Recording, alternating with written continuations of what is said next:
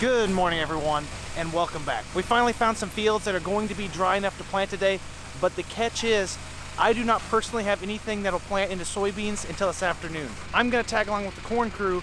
We're gonna head about an hour to the west and we're gonna put some corn in the ground. Before we do that though, we are going to stage ourselves a little bit to plant the beans this afternoon.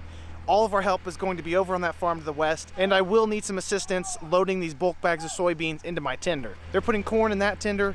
I'm gonna be putting beans in this tender, and then we'll probably head over to Windsor, either help with seed, run a field cultivator, or maybe even run a planter if we're lucky. If you enjoy what you see, make sure you like the video and subscribe to the channel. Let's get to work.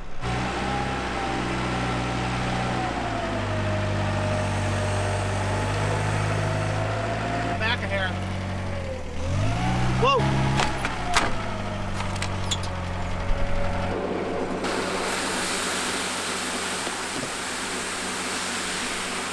Like we got some 107-day Acre Max Pioneer corn.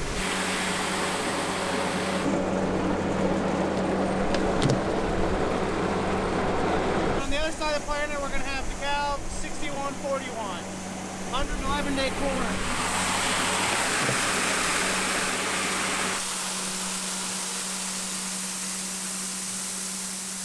There goes our second field cultivator onto the west. They've got about an hour on the road. I believe Jeff gets up bright and early and gets an early start. Since we have the help, we're gonna load my seed tender right now. We need about 80 units of the 3.7 Extend Flex bean. It's easier when I pull in here. I almost need a spotter to judge my distance. Looks like we're square though, based on this camera. We've got corn in that tender, we've got soybeans in my tender. We're gonna go get the planters out. Mine's in the way, so we'll back it out. Then we'll get the Exactamers planter out. Make sure it's fueled up. We may fill it up there. We may decide to just take it over. Filling those tanks full is a lot of weight. It's not that big of a deal. If you can avoid it, you might do so, but for the sake of convenience, you may just go ahead and fill it here at home. We'll go figure out what the plan is. I gotta wait on Chris first, obviously. That's just tradition around here. Getting out of the boss's way. It's a very important job.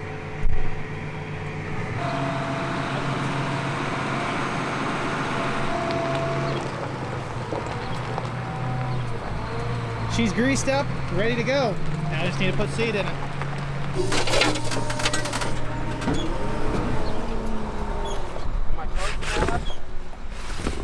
Whoa, right there, I think. A lot of the controls on this seed tender are manual. You have to manually open and close these gates. That's why it's more of a 2 or 3 man job versus the green seed tender. I can do it all with my hands from the remote while loading the tanks.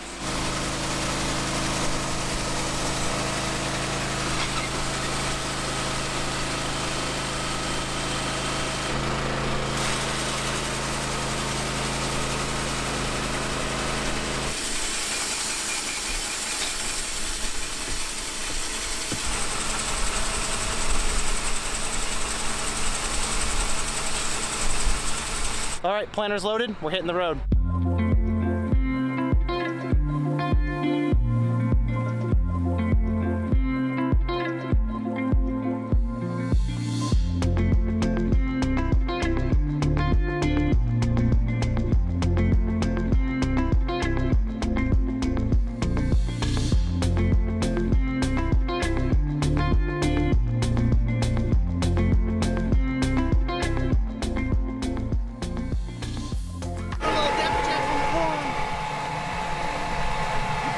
Deeper than soybeans.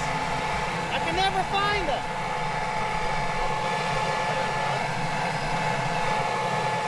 There's one right here. About 1 3/4 deep. Corn needs to start its life a little bit deeper in the ground. If you plant it too shallow, it will run into a lot of issues, not necessarily with germination, but early standability. Ground's working up great over here. They call that an onion bed. Perfect. Field cultivators are just a little bit ahead of us. We've got the planter split with 2 different hybrids on each side. This is a pretty standard practice in cornfields. You wouldn't do this on beans because you want the same maturity across the field. For corn though, farmers have traditionally dealt with hybrids that underperform. It's not as big of a deal anymore as it was 20 or 30 years ago, but they still split the planter to hedge their risk. One corn hybrid could be a flop, whereas the other one performs really well. If you plant the entire field with a bad hybrid, you're going to regret it. Sometimes that's yield problems, disease problems, or standability if it's very windy. I'm talking to you, Pioneer. Modern technology, breeding, and research has proven to be effective at reducing the chances of bad hybrids with all these different gremlins. As I said though, a lot of farmers like to hedge their risk by splitting the planter. We've got a DeKalb 6142 on the right side of the planter, and we got Pioneer 1077 on the left side. One's 107-day corn, one's 111-day corn. They're 4 days off in relative maturity. It's not that big of a deal. When we come out here to pick it, they should average out to the moisture we're wanting to get. I guess I'm speculating because who knows what the future holds. Could be wet in October.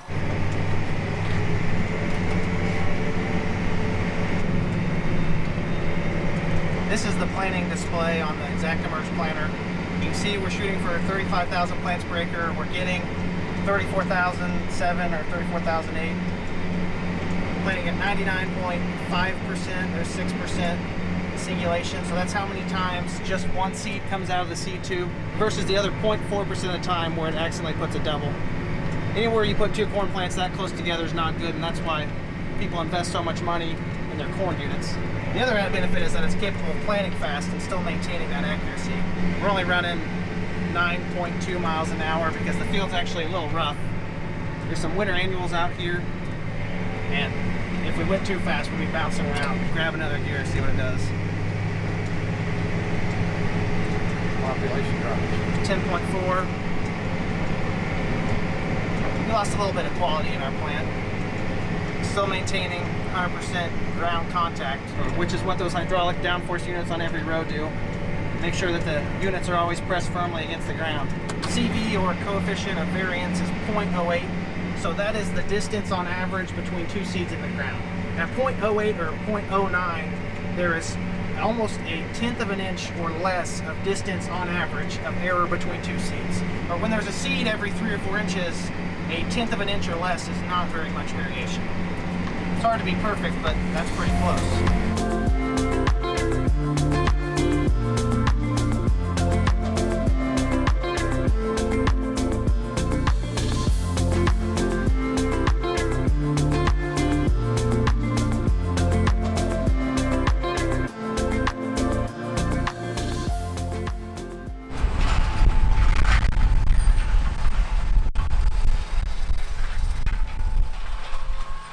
The boss usually doesn't let me take over the captain's chair for very long. If the ground conditions were a little bit better out here, we could push it faster. I still think it's capable of going 12 miles an hour and maintaining that same level of accuracy.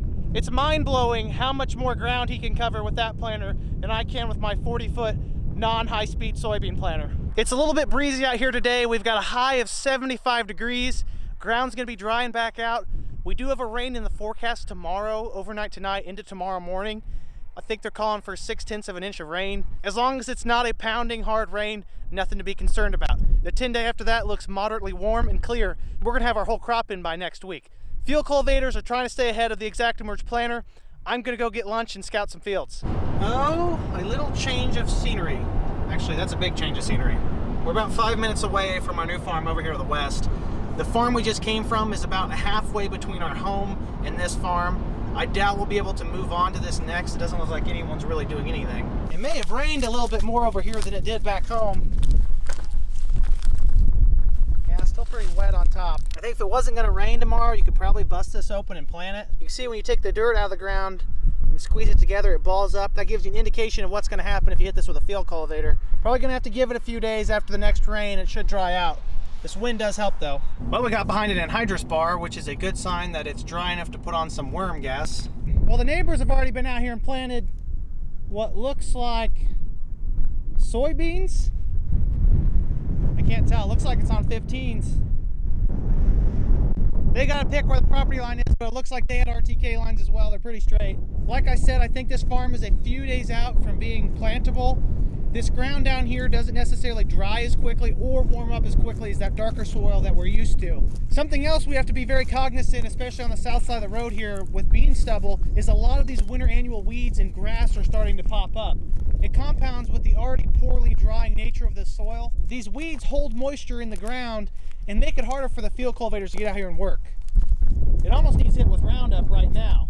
As I've probably said before, the dividing line between God's country and not God's country in terms of soil type is Route 16. Now that is not a fixed line because our farm is south of Route 16 and we have some pretty darn fine soils down there that produce great crops. The rest of the ground south of Route 16 does have potential, but it has much less room for error in terms of planting conditions and in-season moisture than darker soil does. It doesn't hold near as much water in the soil. It also doesn't have the ability to hold on to as much fertility as darker soils do. For that reason, you see a lot of people down here right now putting on spring anhydrous versus the fall anhydrous that we do.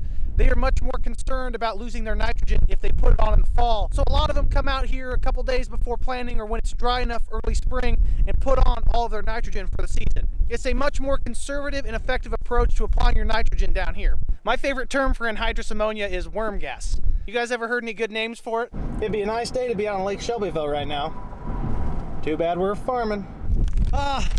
Lunchtime. The best part about this planter is I don't have to wait very long for him to get here. He's already about halfway done with this field. The field cultivators are folding up and leaving as we speak. They're gonna go find some dry dirt somewhere else to work.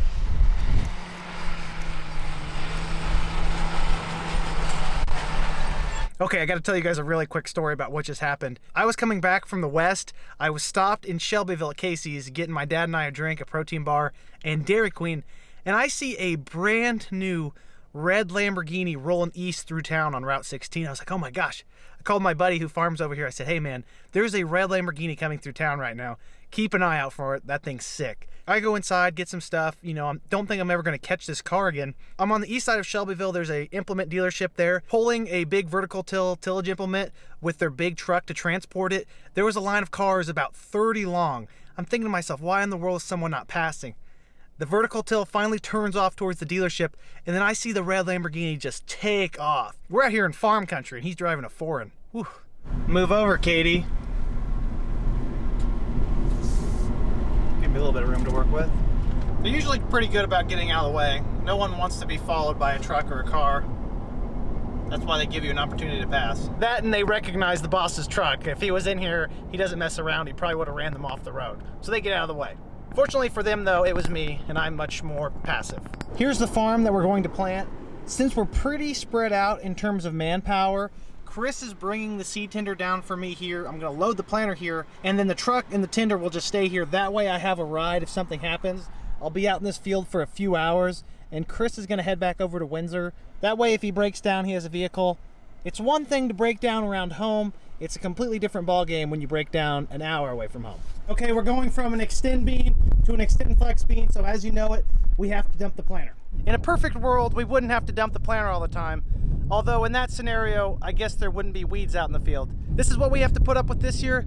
Maybe the next few years we'll limit it down to just a few herbicide technologies and we won't have to jump through so many hoops.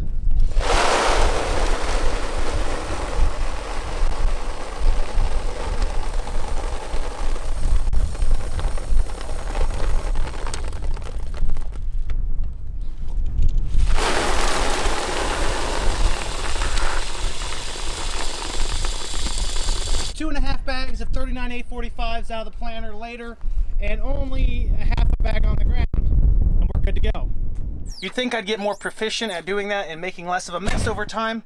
That's not the case at all. If anything, I've gotten worse.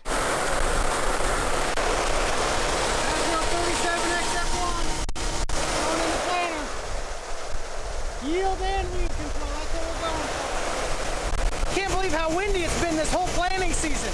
Every single day I've been out, we've had a pretty strong breeze. It's not that bad though when it's 75 degrees out. If it was 60, it'd be kind of chilly. All right, time to plant some more soybeans.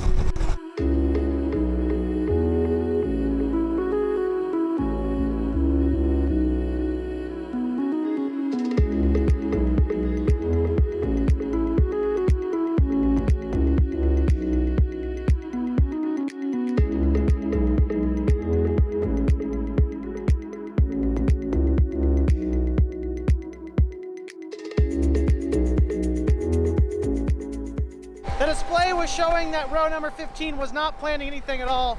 I tried putting it down, cycling it a few times, didn't make a difference. So we're gonna find row 15 and do a little troubleshooting. First thing you check is if it has seed.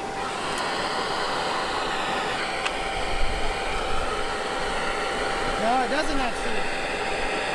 Okay, well we know that this row does not have seed Don't seem to be getting any kind of noise from the tube, so nothing's getting delivered.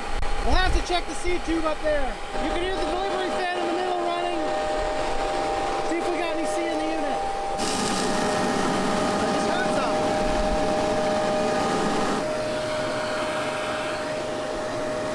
Well, seed did appear. We'll plant for a little bit and see if we have any luck.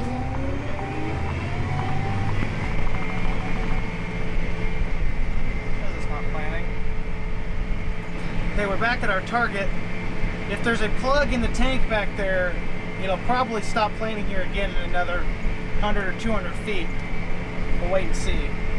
It must have been a fluke because we haven't had any problems and we planted an entire through the field. Hopefully there's not an object in there that's just out of the way right now that finds itself lodged back in the seed tube. For those of you who watched me last planting season, you might remember the fiasco I had where a piece of seed treatment, a chunk of it, wedged itself in one of my seed tubes, and it took me a good afternoon to diagnose the problem and finally fix it. Needless to say, that is a very frustrating problem to have. Oh no, now we got something on row 2. Oh. No seed. What's concerning is that row 2 and row 15 are in the same tank, but they feed on opposite sides. Either there's multiple objects or something shifting around in there. The fact that it happened on the same side is pretty suspect. Well, this is not what I want to do, but I cannot get anything to feed into row 2 no matter what I try. I'm gonna shut the tractor off and pull the hose, see if there's any obstruction in there. I shouldn't have said anything, I jinxed myself. Find row 2 right here. We pull off this collar and then we're gonna have to yank off the seed tube and somehow find a way to look in there. Other than row number 1, row 2 is one of the most restricted rows to get to. I'm gonna fold it up. I think that'll give me a lot more room to work with.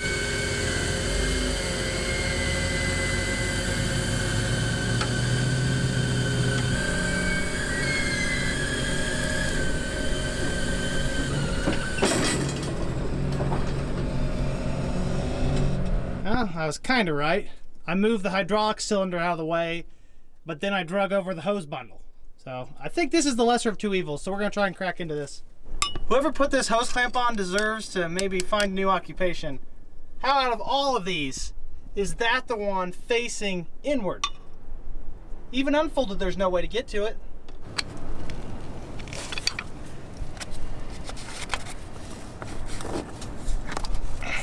I'm not even gonna waste my time. I've learned over the years that you really can't pull these off, you gotta cut them.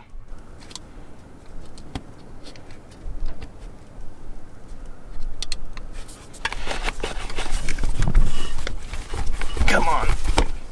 Okay. Now I need to look up there and see what's in there, which is easier said than done.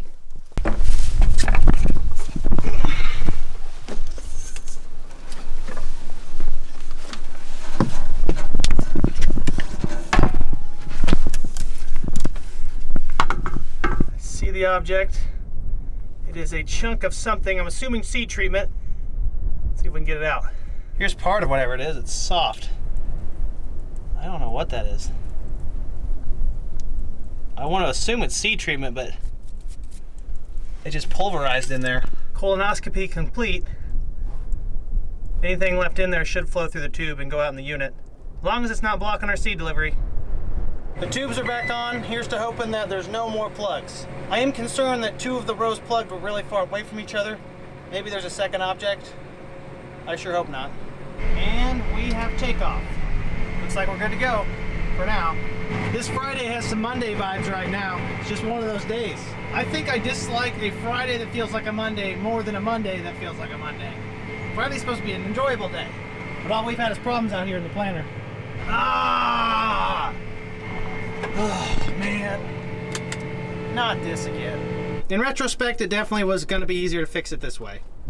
I don't know why I even folded it up last time. Okay, now I'm going to do some digging and let you know what I find. I got something.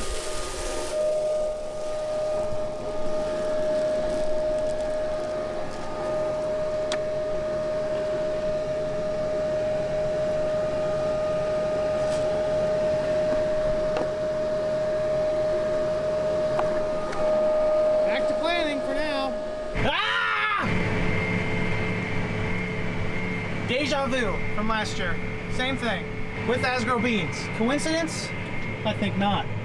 The low population in that row went away, so I think the yelling at it helped. Maybe I should try that more often. I didn't realize that intimidation was useful on implements and seed. About once every couple hundred acres, I get row shutoff anxiety. I start to doubt whether or not my row shutoffs are tuned right, so I'm gonna hop out here and check them. There's the outside of our in row right there. And this is where we came in that way. Wow, look at that. Pretty deep, but I'll check the next row as well. Came in right here.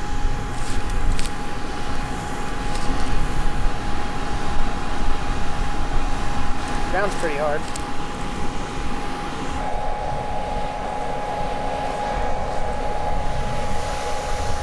Just dug one up. I kicked it out of the way, but about right in there. Good to go. We somehow made it to the last pass without any more problems. Maybe the day's turning around. We're gearing up to take the planter back home. We've got a neighbor working ground down to the south. Looks like there's some thunderheads growing there in the distance. They are calling for rain tonight. I just want to comment before the rain comes in that this is one of our 2 ponding fields. We have one farm that gets nicknamed Lake Dole because when it rains a lot, it's entirely underwater. This farm does that, not to the same degree, but it does go underwater. If we get a big rain this year, you'll see this all underwater. So enjoy this quality ground while it lasts. I haven't had it work up this good in a long time. We picked up a hitchhiker to take home. Better to take it in the tractor than to pick it up in the combine. A tractor cab ride's a little cheaper than a ride through the rotor.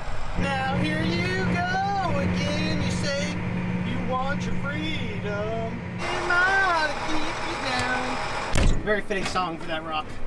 Time for a nice nightcap. Oh, look what the cat dragged in.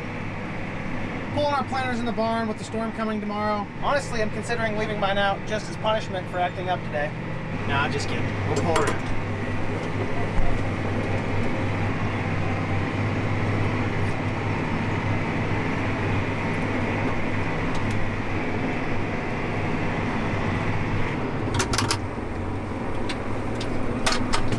After I learned that yelling at it fixes the problem, I threatened to leave it out all summer and winter if it didn't act right. And then everything worked perfectly. I guess equipment doesn't like to be outside. Well, if the boss isn't gonna put away the good planter, I will. I wish I could have stayed a little bit longer and run it plant corn. I got chased off to go plant some beans. The time behind the wheel in this tractor and planter is prioritized by who paid for it. And I did not pay a dime for it. The person who drives it paid for it, so. Everyone in my family except for me sits so far back. I mean, that's like, I'm stretching my leg out to push the clutch in. And I'm not any shorter than them. This one beeps a lot too. Wow, that's long. I'll let you guys make your own joke on that one. Feels like you're driving a semi down the road. You gotta turn it wide just to get in the barn. Both planters are back inside for the night. All right, everyone, we're quitting for the night. We couldn't find any more of our ground that was dry enough to plant, and it's not gonna get any better tomorrow because we have a heavy rain moving in overnight. As long as we don't get more than they're calling for, we should be back in the fields by early to mid next week. I'm not terribly concerned about a little bit or even a moderate amount of moisture at this point. We are so far ahead of schedule. If we have to be out of the fields for a week or 2 weeks, we would still be in the optimal planting window. Hopefully I see you all soon in another episode. We're getting pretty close to the final push of planting season 2021 the first time. Now obviously if we get some nasty weather, we're going to be doing some replanting, but let's just wish that that does not happen. Thank you all for continuously supporting the channel. Like the video if you enjoyed it, subscribe if you want to see more, and comment down below if you have any questions. You know I love to talk about farming. Have a great night, everyone. Peace!